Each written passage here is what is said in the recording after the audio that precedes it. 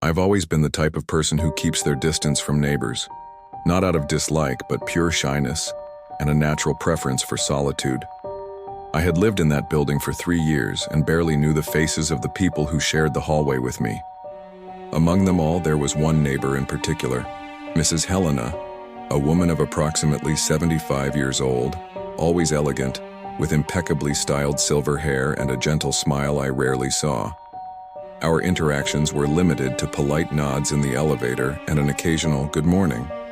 She lived alone in apartment 504 right next to mine. Sometimes I'd see her returning from the market with her bags, always refusing my help with a delicate wave of her hand and a, "Thank you, dear, but I'm fine."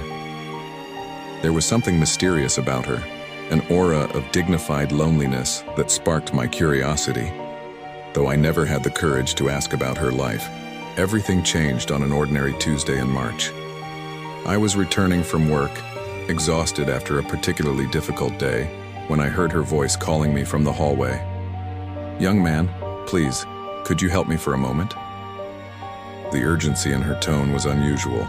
She stood at the half-open door of her apartment, with an expression that mixed anxiety and determination. Without hesitation, I walked over to her. "Of course, Mrs. Helena, what happened?" I asked, worried. She looked from side to side as if checking that no one else was around, and then opened the door completely. "Come in, please. There's something I need you to see. Something I can no longer carry alone." Her request was solemn, almost ceremonial.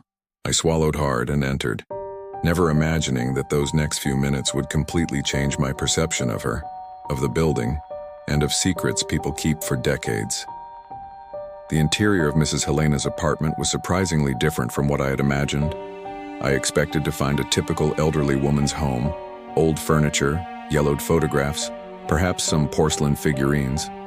But what I saw left me speechless. The walls were covered from floor to ceiling with maps, photographs, newspaper clippings, and colored threads connecting different points like a complex web of police investigation. "Please close the door," she said calmly, locking it afterward. My heart raced slightly, not from fear but pure bewilderment. This looked like the office of a detective obsessed with an unsolved case.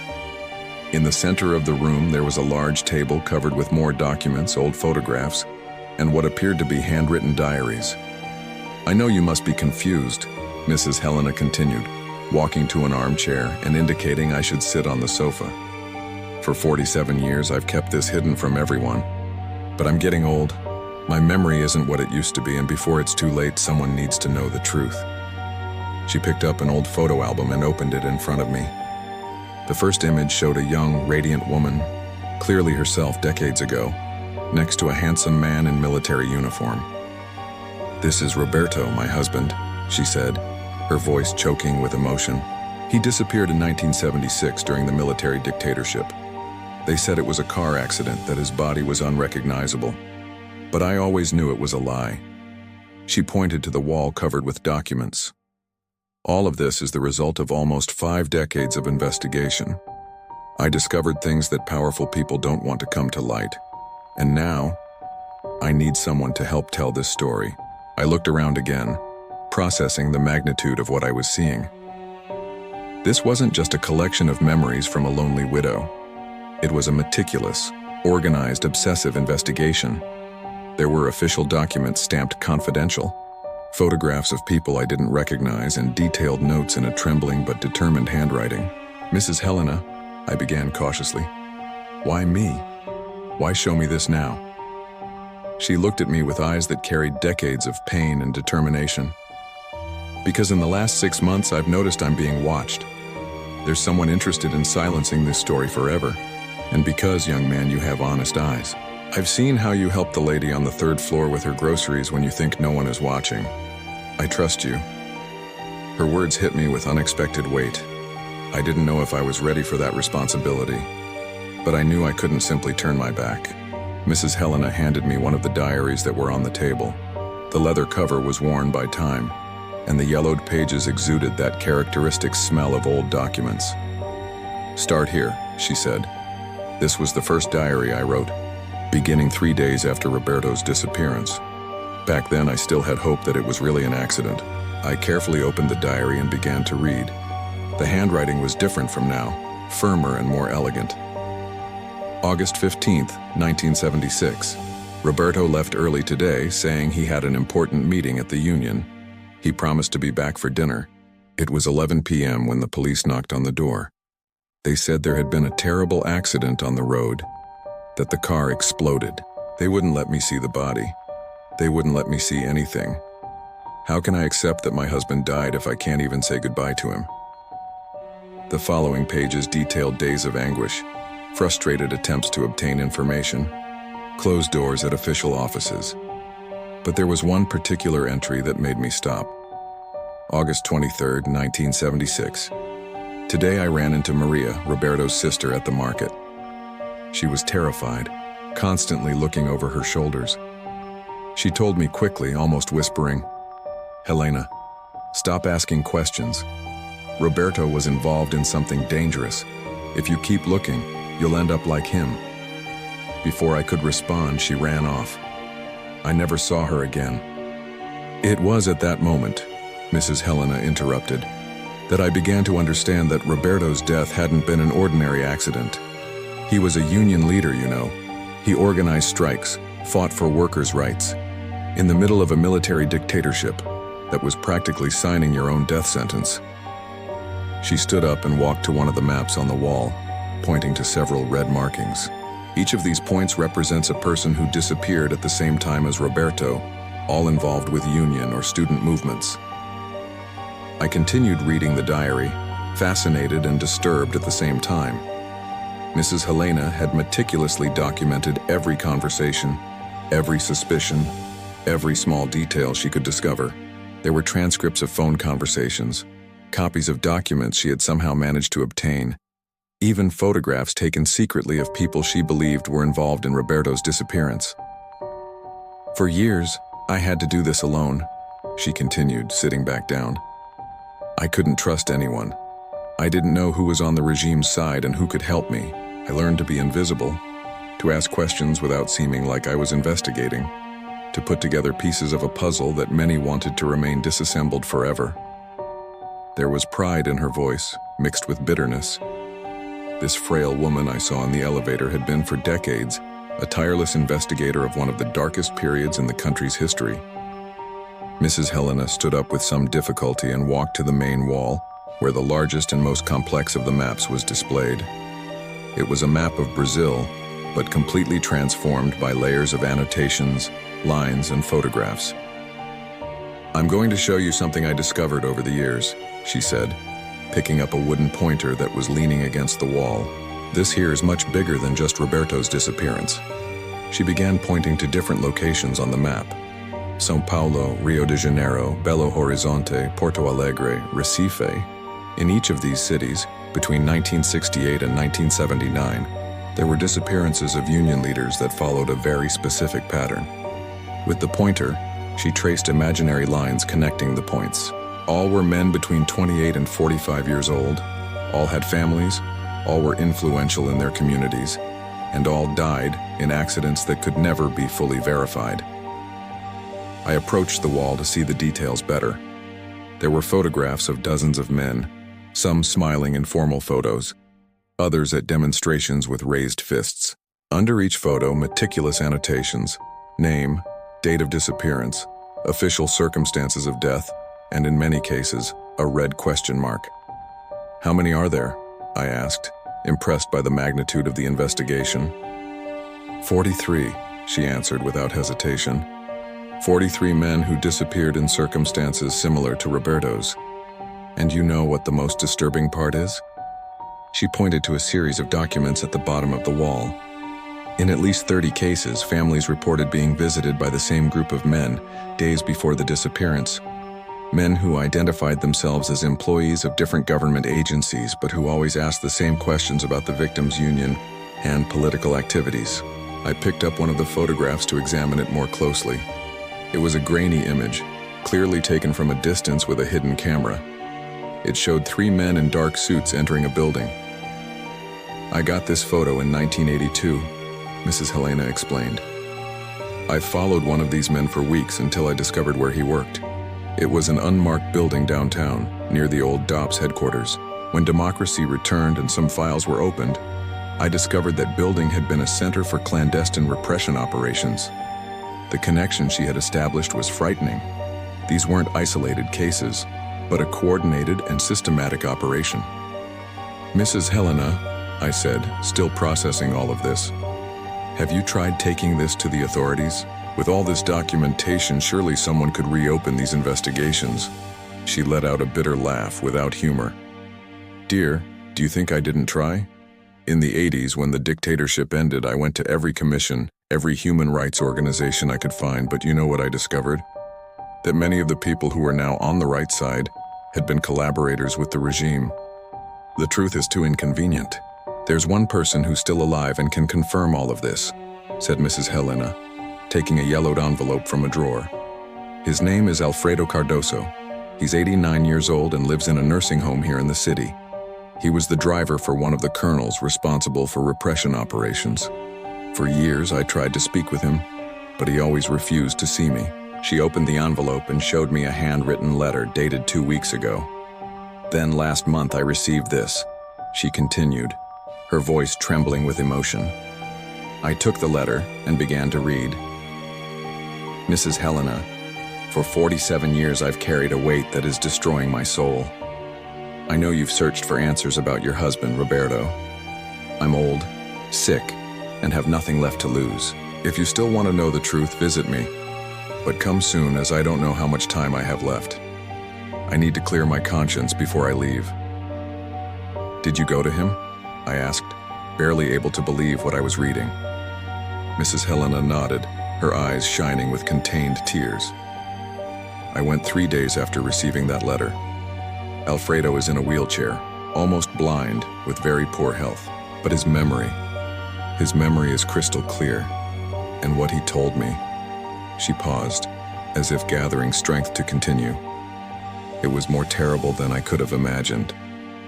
She sat down again and began to recount the conversation. "Alfredo told me that Roberto didn't die in an accident. He was kidnapped by a special operations group when he left a union meeting. They took him to one of the clandestine torture centers. For 3 days, they tried to make him give up the names of other labor movement leaders, of students who collaborated with the union, of anyone who could be considered a threat to the regime." Her voice broke. "Roberto didn't say anything, not a single name." I felt a tightness in my chest imagining the scene. "And after?" I asked, though part of me didn't want to know the answer. Mrs. Helena wiped away the tears that were beginning to roll down her face. "After that, since he didn't cooperate and was becoming a symbol of resistance even in captivity, they decided to eliminate him. Alfredo was the driver who had to take the body to a distant location, where it was buried along with other disappeared people. He gave me approximate coordinates, but said the location was later altered with infrastructure works." "There's more," she continued, opening a notebook of recent notes. "Alfredo told me about the other cases. He confirmed that all 43 disappearances I documented were part of the same operation. There was a code name, Operation Silence. The objective was to systematically eliminate the most influential union leaderships, especially those in industries considered strategic. Roberto worked in metallurgy, a crucial sector. I leafed through the notebook and saw pages and pages of detailed notes from the conversation with Alfredo. Names of other agents involved, locations of torture centers, operational procedures. "Why is he telling this now?" I asked. Mrs. Helena sighed. "He said that every night for 47 years the faces of those men haunted him, that he can't bear to die with that weight anymore. He wants the truth to be known, even if it's too late for justice, and he gave me permission to record our conversation." She pulled out a small digital recorder from another envelope. "It's all here. In recent months, strange things have started happening," said Mrs. Helena, changing her tone to something more worried and nervous. She walked to the window and discreetly moved the curtain a bit to look at the street. "At first, I thought it was just an old woman's paranoia. But now I'm certain that someone knows what I'm doing and doesn't like it." She led me to a small table where she had organized what she called an incident log. "It started in April. I noticed a dark car always parked in the same position, with someone inside watching the building. I wrote down the license plate, but when I tried to verify it, I discovered it was fake.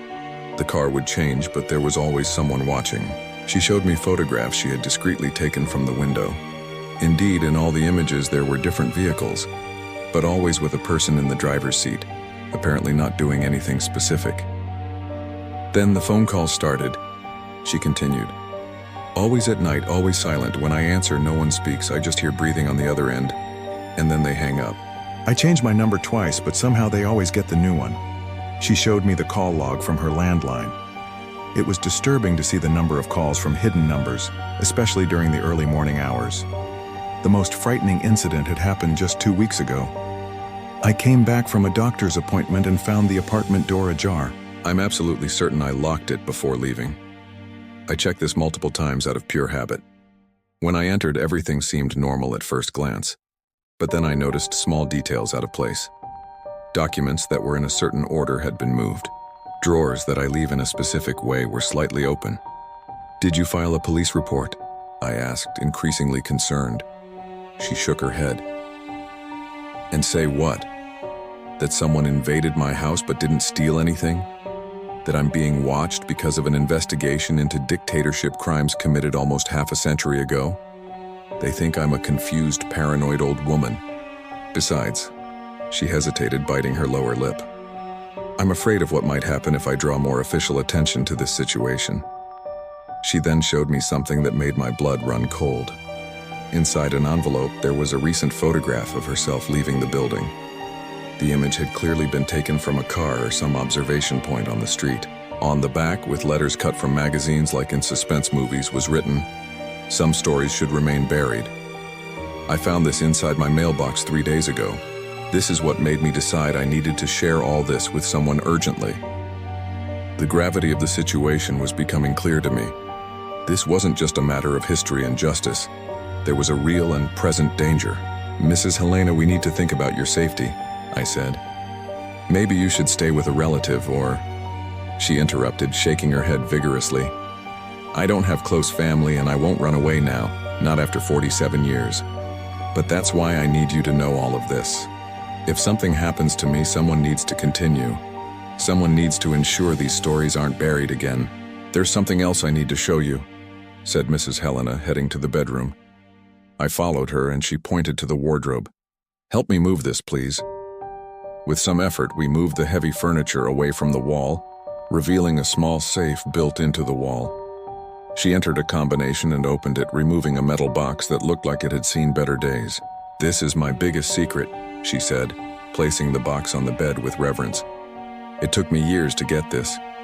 It cost me a lot of money and some favors I prefer not to detail. She opened the box, revealing stacks of documents with official stamps, many of them marked as confidential or secret.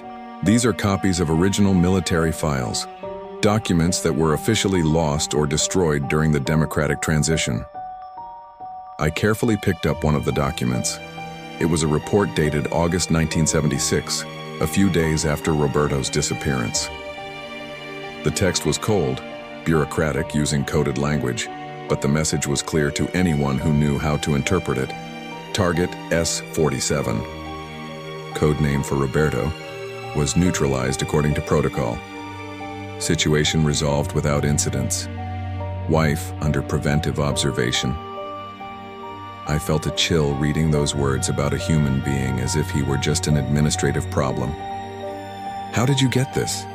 I asked, leafing through other documents that detailed similar operations. Mrs. Helena smiled sadly. In 1995, I met a former military man who had worked in the DOI Cody archive. He was dying of cancer, and like Alfredo, wanted to clear his conscience before leaving. He secretly passed me these copies.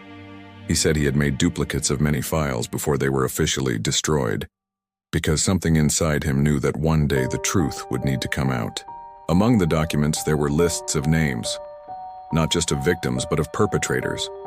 Names of officers, agents, civilian collaborators. Dates, locations, specific operations.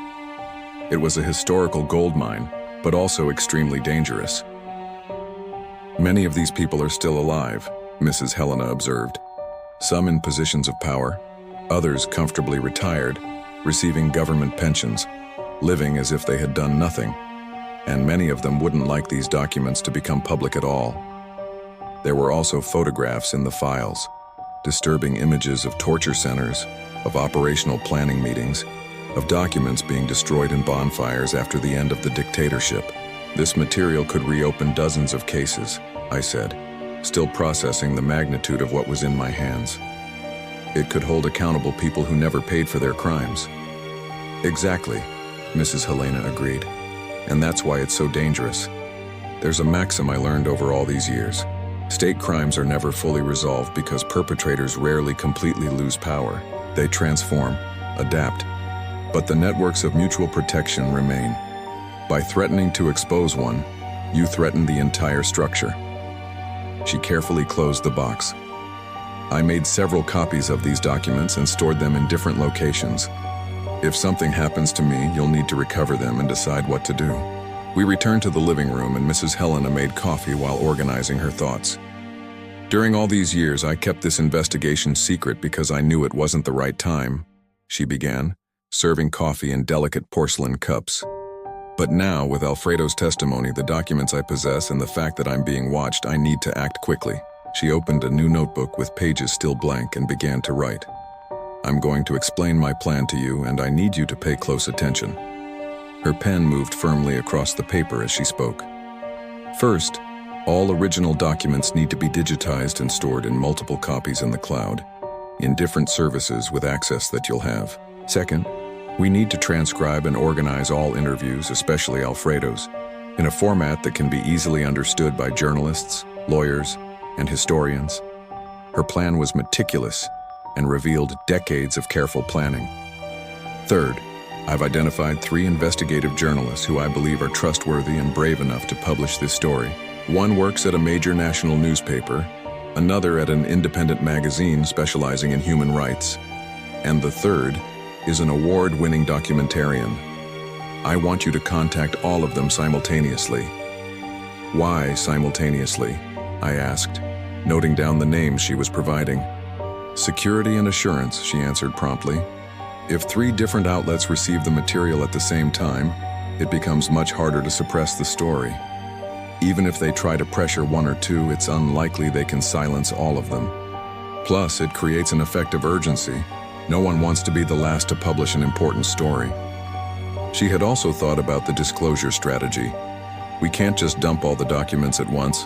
The story needs to be told in a way that makes people care, not just as cold data. I wanted to start with Roberto's story, with our personal story. People need to see the human faces behind the statistics, then gradually reveal the magnitude of Operation Silence and the documents that prove its existence. What about your safety during this process? I asked, concerned. When we start moving this information, whoever is watching you will know immediately. Mrs. Helena nodded with a sad but determined smile. That's why I need to do everything quickly. I've calculated that from the moment we start until the first publication, we'll have at most 2 weeks. During that period, I can't show any behavior different from usual. I continue being just the lonely old neighbor. She handed me a list of addresses. These are the locations of the backup copies I made of the documents. Some are in bank vaults, others with trusted people who don't even know what they're keeping for me, just that they're important documents. If something happens to me before we can publish everything, you'll need to recover this material. The responsibility being placed on my shoulders was immense, but looking at that determined woman, I couldn't say no. In the following days, I began helping Mrs. Helena digitize the documents. I would arrive at her apartment after work, and we'd spend hours scanning page by page, organizing files, creating backups on different cloud services. It was during this process that we discovered something neither of us expected. Look at this, Mrs. Helena suddenly said, interrupting the meticulous digitization work. She was leafing through one of the reports when a folded paper fell from between the pages. It was a handwritten note, different from the official typed documents. The handwriting was hurried, almost desperate. I'm writing this because I don't know if I'll survive. My name is Carlos Eduardo Mendez, Army Captain, and I can no longer live with what we did. There's a list, a complete list of all operations, all victims, all agents involved. I hid it where they'll never look. May God forgive me. The note was dated March 1979, shortly before the amnesty law. Attached to it was a rudimentary map and a series of coordinates. "This is new," Mrs. Helena murmured, studying the map carefully. "In 47 years of investigation, I never heard of this Captain Mendez or any complete list. If this is true, if he really hid detailed documentation of all operations, we need to find out if he's alive," I said, already grabbing my laptop to do a quick search. It took a few minutes, but we found it. Carlos Eduardo Mendez had committed suicide in April 1979, just 1 month after writing that note. The news at the time only said he was an army captain who was facing personal problems. No mention of remorse or hidden documents. We studied the map more carefully. It seemed to indicate a location in a rural area, approximately 150 kilometers from the city. The coordinates led to a region that, according to current maps, was now part of an environmental preservation area. "He chose the hiding place well," commented Mrs. Helena. "A place that would probably remain untouched for decades." "Do you think it might still be there?" I asked, skeptical. "More than 40 years have passed. Anything buried could have been destroyed by time, moisture, animals." Mrs. Helena shook her head. "Carlos was military. He would know how to protect documents for the long term. He probably used sealed containers, maybe even waterproof boxes. And if there's even a chance, however small, that this complete list exists and is accessible, we decided we needed to go there. But we couldn't simply go without preparation. We need to be discreet," Mrs. Helena warned. "If I'm really being watched, a sudden trip to the countryside will raise suspicions." We planned carefully. We would go the following weekend under the pretext that I was taking my neighbor to visit a distant cousin. A simple and plausible story. But there was another problem. "I don't know if I have the strength for an expedition like this," Mrs. Helena admitted, showing her physical fragility for the first time. "My legs aren't what they used to be, and walking on uneven terrain might be impossible for me." It was true. As indomitable as her spirit was, her 75-year-old body had real limitations. "Then I'll go," I decided. "With the coordinates and the map, I can locate the place. You'll stay in a nearby hotel waiting." We spent the following days studying the map, researching the region, planning every detail of the trip.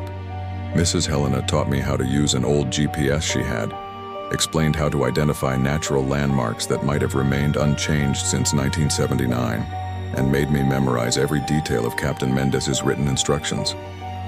"If this list exists and you find it," she said with shining eyes, "we'll have not just evidence of individual crimes, but a complete map of the repression operation.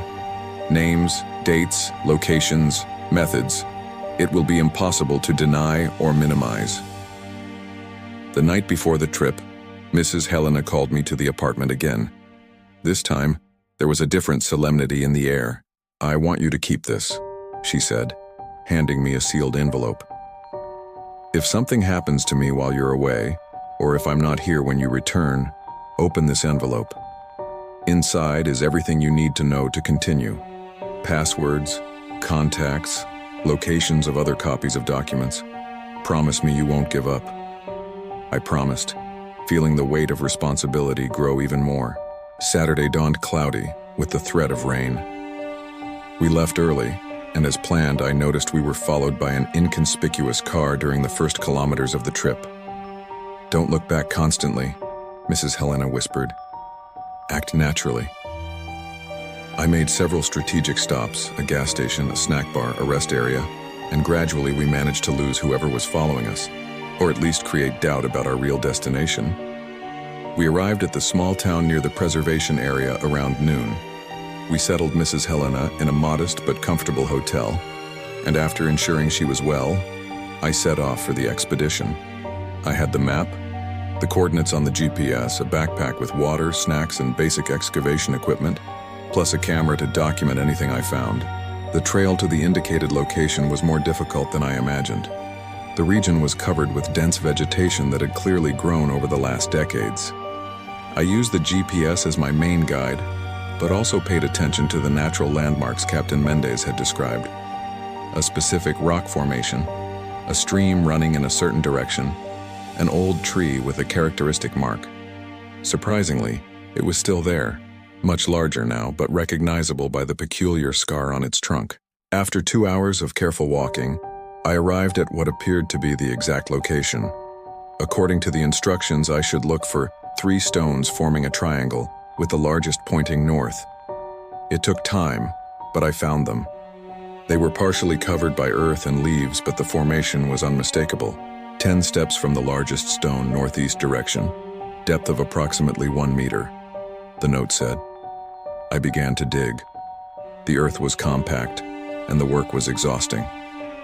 Every few minutes I would stop to rest and look around, half nervous about being discovered, half hopeful of finding something. When I was beginning to doubt there was anything there, my shovel hit something solid and metallic. The sound made my heart race. With renewed care, I removed the earth around it until I revealed a military metal box, sealed and protected by several layers of waterproof plastic. It was surprisingly well preserved. With trembling hands, I removed the protective layers and opened the box. Inside, protected by more plastic and silica gel packets, were several notebooks, folders with documents, and even some photographic negatives. Captain Mendez had been meticulous in his preservation. I photographed everything in situ before touching it, documenting the location and state of the materials. Then, carefully, I transferred everything to my backpack. I needed to get out of there as quickly as possible and take this to Mrs. Helena.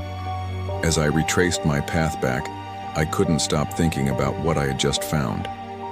On my back was possibly the most complete and damning evidence of dictatorship crimes anyone had ever discovered. The responsibility was terrifying. When I returned to the hotel, Mrs. Helena was anxiously waiting for me at the window of the room. Seeing me arrive with the backpack clearly heavier, her eyes filled with tears. "You found it," she said, not as a question, but as a statement. I locked the room door and carefully removed the materials from my backpack, placing them on the bed. We spent the following hours examining everything. Captain Mendez's notebooks were a detailed and tormented account of 3 years of operations. He had documented everything, full names of 127 victims, much more than the 43 Mrs. Helena had identified, exact dates of capture and execution, burial locations, methods used, and, most explosively, a complete list of 87 agents involved, including their ranks, real names, and operational code names. "This is much bigger than I imagined," whispered Mrs. Helena, leafing through the pages with reverence and horror. There were also financial documents showing how the operation was funded, connections with private companies that collaborated with the repression, and even photographs that the captain had secretly taken of planning meetings. It was unprecedented historical documentation. Among the documents, we found the page about Roberto. Mrs. Helena read in silence, tears streaming down her face. Captain Mendez had been present during the interrogations and described Roberto as the most resilient I've ever seen. 3 days of intense interrogation, and he didn't reveal a single name, sang workers' hymns even under torture. There was even a personal note from the captain. This man was a hero, and we were the monsters.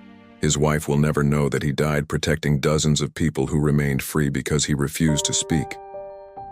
"Now she knows," Mrs. Helena said softly, touching the words on the page. "Now I know he didn't die in vain, that his courage saved lives. This gives me a peace I've searched for 47 years." For the first time since I'd met her, I saw Mrs. Helena truly smile, not a sad or bitter smile, but a smile from someone who had finally found what they were looking for. But we had no time for contemplation. We needed to act quickly. "Let's digitize everything tonight," I said. "Tomorrow, back in the city, we start contacting the journalists." Mrs. Helena agreed. "And this time, we won't just make a report. We'll make history. We'll ensure that each of these 127 victims is named, honored, remembered, that each of these 87 perpetrators is publicly identified, and that Operation Silence is finally exposed for what it really was: systematic genocide of workers and activists." We worked all night. Our small hotel room transformed into an improvised operations center. We digitized every page, every photo, created copies on multiple devices and cloud services. When the sun rose on Sunday, we had completely documented the biggest find of dictatorship evidence in decades. And now, finally, we were ready to tell the world the story that some had tried to bury forever. 3 weeks after our expedition, the first article was published simultaneously in 3 different outlets, exactly as Mrs. Helena had planned. The repercussion was immediate and massive. Operation Silence, the systematic elimination of labor leaders during the dictatorship, was in the headlines of all major newspapers. The documents we found were verified by historians and experts who confirmed their authenticity. The families of the 127 victims were finally notified about the fate of their loved ones. Many of them, like Mrs. Helena, had spent decades searching for answers. They cried, not just for the confirmation of deaths, but for the relief of finally knowing. Ceremonies were held, memorials erected, names engraved in stone so they would never be forgotten. The list of 87 perpetrators caused a political earthquake. Some had already died, but many were still alive. Lawsuits were opened. Heated debates took over Congress. Discussions about transitional justice and accountability for state crimes dominated the public sphere for months. It wouldn't be easy, it wouldn't be quick, but finally there was a real movement toward truth and justice. Mrs. Helena became a public figure, albeit reluctantly. She gave interviews, participated in documentaries, spoke at universities about 47 years of solitary investigation. "I didn't do this for recognition," she always said. "I did it because Roberto and all the others deserved to have someone remember them, to have someone fight for their memory, and because the truth, however painful it may be, is always better than forgetting." As for me, I was never again just the shy and isolated neighbor. The experience transformed me. I understood that sometimes we are called to things bigger than ourselves, that history is not just something we read in books, but something we live and shape. I continued helping Mrs. Helena with her work, now no longer secret, but public and recognized. Alfredo Cardoso passed away 2 months after our story was published, but before leaving, he told the nurse that he could finally sleep in peace, that the weight of decades of silence had been lifted from his shoulders. Captain Mendez, who sacrificed himself so long ago to ensure the truth survived, was posthumously recognized as someone who, even having participated in horrible crimes, tried to correct them in the only way he could. Today, when I pass through the hallway and see the door of apartment 504, I no longer see just an elderly neighbor's house. I see a monument to persistence, to courage, to the refusal to let forgetting and silence win. Mrs. Helena taught me that justice can take time, can seem impossible, but as long as there's someone willing to remember, to document, to fight, the truth will eventually find its way to the light. And it all started with a simple invitation. "Come in, please. There's something I need you to see." Those words changed my life, changed the lives of 127 families who finally had answers, and changed in a small but significant way our country's history. Because sometimes the greatest acts of heroism don't come from great public figures, but from ordinary people who refuse to let injustice be forgotten. The surveillance Mrs. Helena suffered ceased completely after the publication of the articles. There was no longer any point in silencing a story the whole world already knew. She continues living in apartment 504, surrounded now not by secrets, but by recognition and respect. And I, her neighbor, continue visiting her regularly, no longer to help with secret investigations, but simply to have coffee and listen to her stories, living reminders that we should never underestimate the power of one determined person to make a difference. The story of Mrs. Helena and Roberto, of the 127 victims of Operation Silence, and of Captain Mendez who risked everything to preserve the truth, is now in history books. But for me, it will always be the story of a Tuesday afternoon when I entered my neighbor's apartment and saw something I will never be able to forget, and do not want to forget. Because some visions change who we are and remind us of what really matters: truth, justice, and memory. Thank you so much for watching this story until the end. To all our loyal followers who have been with us on this channel, your support means everything to us. You are the reason we continue bringing powerful stories like this one. And to all the new viewers discovering our channel for the first time, welcome. We're thrilled to have you here. If this story touched your heart, moved you, or made you think, please don't forget to like this video. It helps us reach more people who need to hear stories like this. Subscribe to our channel. Don't miss our next incredible stories. We publish new content regularly. Leave a comment. We love hearing your thoughts. What did you think of Mrs. Helena's story? Share your reflections below. Share. If you know someone who would appreciate this story, share it with them. Remember, stories like Mrs. Helena's remind us that one person's determination can change history. Maybe you're that person for someone else. Maybe your story, your courage, your persistence will inspire others. Thank you for being part of our community. Together, we keep important stories alive and ensure that truth and justice are never forgotten. See you in the next video.